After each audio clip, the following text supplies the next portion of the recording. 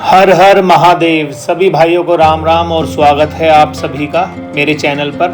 सावन का पवित्र महीना शुरू हो चुका है और इस शुभ अवसर पर हम आपको लेकर चलते हैं भगवान शिव के एक ऐसे दिव्य धाम में जहां पिछले न जाने कितने सौ हजारों वर्षों से प्रकृति स्वयं महादेव शिव का जलाभिषेक कर रही है। जहां गुफा की छत से टपकती हर एक जल की बूंद सीधे स्वयंभू शिवलिंग पर गिरती है, बिना किसी मानव व्यवस्था के, दिन रात हर मौसम में। यह है उत्तराखंड की राजधानी देहरादून में स्थित प्रसिद्ध टपकेश्वर महादेव मंदिर। एक ऐसा स्थान जिसका संबंध महाभारत, गुरु द्रोणाचार्य, अश्वत्थामा और भगवान शिव की अद्भुत कृपा से जुड़ा हुआ है।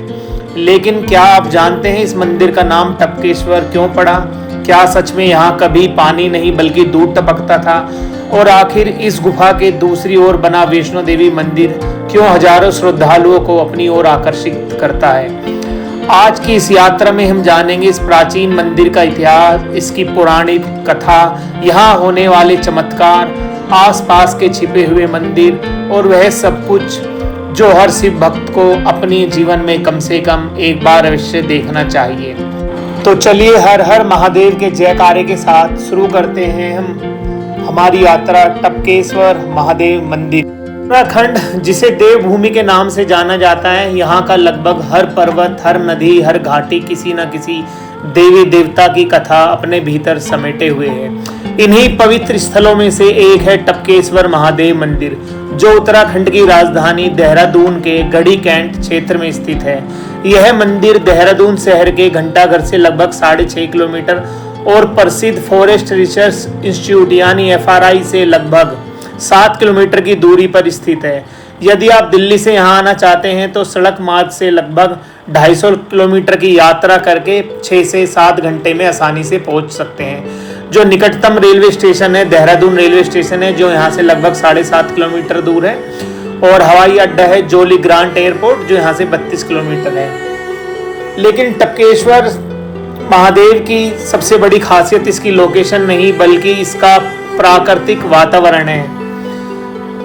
पहाड़ियों के बीच बहती एक छोटी सी मौसमी धारा और चारों ओर पक्षियों की मधुर आवाज और पहाड़ों के बीच छिपी हुई प्राकृतिक गुफा, यही वातावरण इस मंदिर को भारत के सबसे अनोखे शिव मंदिरों में से एक बनाता है। जैसे जैसे आप मंदिर की ओर बढ़ते हैं, शहर का शोर पीछे छूट जाता है और उसकी जगह ले लेती है बहते पानी की मधुर ध्वनि, घंटियों की गूंज और हर हर महादेव के जयकारे।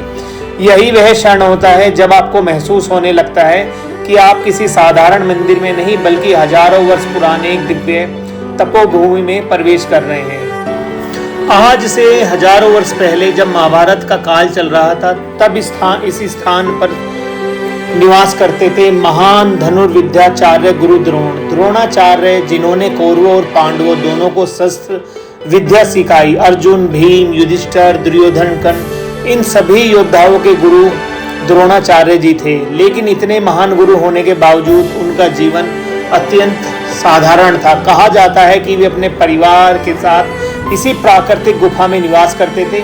इसी कारण आज भी इस गुफा को द्रोण गुफा के नाम से जाना जाता है। समय बीता और गुरु द्रोणाचार्य के घर पुत्र का जन्म हुआ। उस बालक का नाम रखा गया अश्वत्थामा। महाभारत के अनुसार अश्वत्थामा भगवान शिव के अश्वतार माने जाते हैं और वे उन 7 अमर व्यक्तियों में शामिल हैं जिन्हें सप्त चिरंजीवी कहा जाता है। लेकिन उनके जन्म के समय द्रोणाचार्य अत्यंत निर्धन थे, इतने निर्धन कि वे अपने पुत्र के लिए गाय तक नहीं खरीद सके। एक दिन छोटे अश्वत्थामा को बहुत भूख लगी, वह लगातार रोने लगा। उसकी माता कृपी उसे दूध नहीं पिला पा रही थी। घर में गाय नहीं थी, दूध खरीदने के लिए धन नहीं था। एक पिता के लिए अपने बच्चे को भूखा देखना सबसे बड़ा दुख होता है। द्रोणाचार्य जी का हृदय भी व्याकुल हो उठा। उन्होंने संसार से सहायता नहीं मांगी, उन्होंने किसी राजा दरबार की याचना नहीं की, उन्होंने सीधे महादेव का स्मरण किया। द्रोणाचार्य जी ने इसी गुफा में बैठकर कठोर तपस्या करी। उनकी भक्ति से प्रसन्न होकर भगवान स्वयं प्रकट हुए। उन्होंने द्रोणाचार्य जी की प्रार्थना स्वीकार की और एक अद्भुत चमत्कार हुआ। मान्यता है कि गुफा की छत से जल नहीं बल्कि दूध की बूंदें टपकने लगी। यही दूध अश्वत्थामा के पालन पोषण का माध्यम भी बना। कुछ समय बाद वह दूध जल में परिवर्तित हो गया और तभी से आज तक गुफा की छत से लगातार जल की बूंदें शिवलिंग पर गिरती चली आ रही हैं। इसी कारण इस स्थान का नाम टपकेश्वर, टपक अर्थात टपकती हुई बूंदें और ईश्वर अर्थात भगवान, यानी वह भगवान जिन पर प्रकृति स्वयं जल अभिषेक करती है। आज भी जब आप इस गुफा में प्रवेश करेंगे तो देखेंगे कि छत से बूंदें शिवलिंग पर टपक रही हैं। तो भाइयों, हम पहुंच गए हैं टपकेश्वर महादेव। इन्हें टपकेश्वर महादेव इसलिए कहा जाता है क्योंकि यहाँ पर एक जो है शिवलिंग है और उसके ऊपर पानी टपकता रहता है प्राकृतिक रूप से। तो दो पिंडी हैं यहाँ पर शिवलिंग जी की, तो वो दोनों आपको दिखाए हैं हम अभी। और हनुमान जी का मंदिर है यहाँ पे, माता जी का मंदिर है। और ये यहाँ पे एक प्यारी सी नदी बहती है, मेरे पीछे आप देख सकते हैं। और यहीं पे एक छोटा सा झरना भी है। और ये जगह जो है FRI से जो फॉरेस्ट रिसर्च इंस्टीट्यूट है, वहाँ से लगभग 5-6 किलोमीटर है। तो ये दोनों आप आस-पास हैं, तो इन्हें कवर कर सकते हैं। और यहाँ आपका बहुत मन लगेगा, बहुत ही सुंदर स्थल है। ज़रूर आएँ, महादेव के दर्शन करें। मंदिर के ठीक सामने एक छोटी सी मौसमी पहाड़ी धारा बहती है।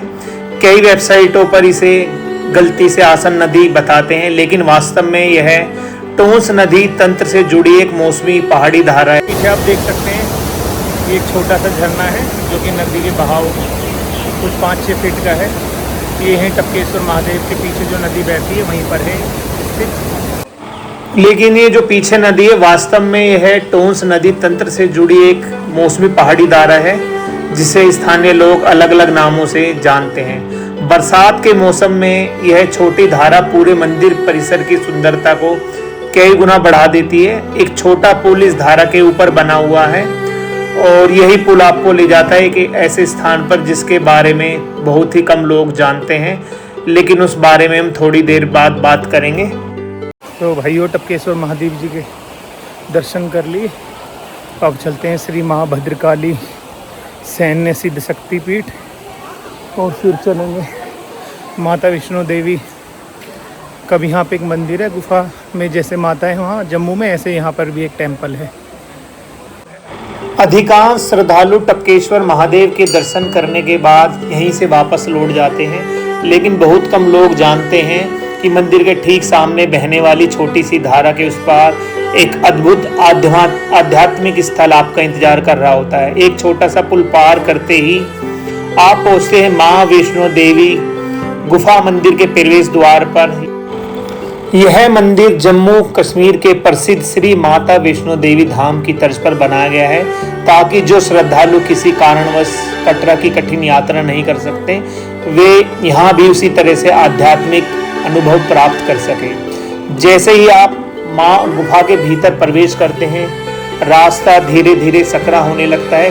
कुछ स्थानों पर इतनी कम जगह होती है कि श्रद्धालुओं को झुककर या लेटकर ही थोड़ा आगे बढ़ना पड़ता है। गुफा ज़्यादा बड़ी नहीं है, ये यहाँ से गुफा का रास्ता है। आप देख सकते हैं छोटी सी गुफा है और ठंडी चट्टानें, हल्की रोशनी और घंटियों की मधुर ध्वनि और जय माता दी के जयकारे, यह सब मिलकर ऐसा अनुभव कराते हैं मानो आप सचमुच कटरा की पवित्र गुफा से होकर माता के दरबार पहुंच रहे हैं। गुफा के अंतिम छोर पर मां वैष्णो देवी का सुंदर दरबार स्थापित है। श्रद्धालु यहां से नारियल, चुनरी और प्रसाद अर्पित करते हैं। इसी परिसर में आप मां संतोषी माता के मंदिर का भी दर्शन कर सकते हैं। इस परिसर की विशेषता केवल वैष्णो देवी गुफा तक ही सीमित नहीं है। यहाँ पर आपको भगवान हनुमान जी के मंदिर भी देखने को मिलेगा, जहाँ भक्त शक्ति और साहस की कामना करते हैं। और अब चलते हैं माँ वैष्णो देवी के मंदिर, जो विशेष रूप से शुक्रवार के दिन बड़ी संख्या में श्रद्धालु दर्शन करने आते हैं। इसके अलावा परिसर में भगवान श्री माँ दुर्गा और अन्य देवी देवताओं के छोटे छोटे मंदिर भी बने हुए हैं। आप ये देख सकते हैं, ये है पंचमुखी हनुमान जी का मंदिर मेरे पीछे। दर्शन करने के बाद पुल पर खड़े होकर नीचे बहते हुए जल को देखते हैं। चारों ओर फैली हरियाली, पहाड़ों की शांति और मंदिर से आती घंटियों की ध्वनि मन को एक अलग ही सुकून देती है। शायद यही कारण है कि टपकेश्वर महादेव आने वाले श्रद्धालुओं को सलाह दी जाती है कि वे केवल मुख्य मंदिर तक सीमित ही ना रहें, बल्कि नदी पार स्थित इस वैष्णो देवी गुफा मंदिर और आसपास के मंदिरों के भी दर्शन अवश्य करें, तभी यह यात्रा वास्तव में पूर्ण मानी जाती है। हर हर महादेव, जय माता दी। मंदिर सुबह 4:30 बजे से लेकर रात्रि 10 बजे तक खुला रहता है, तो अगर आप भीड़ भाड़ से बचकर आना चाहते हैं तो सुबह आ सकते हैं। और मंदिर पहुंचने के लिए काफ़ी सीढ़ियाँ उतरनी पड़ सकती हैं। वैसे आप पूरे साल यहाँ कभी भी आ सकते हैं। और हमारा अनुभव काफ़ी अच्छा रहा। और अब आपसे विदा लेते हैं। हर हर महादेव।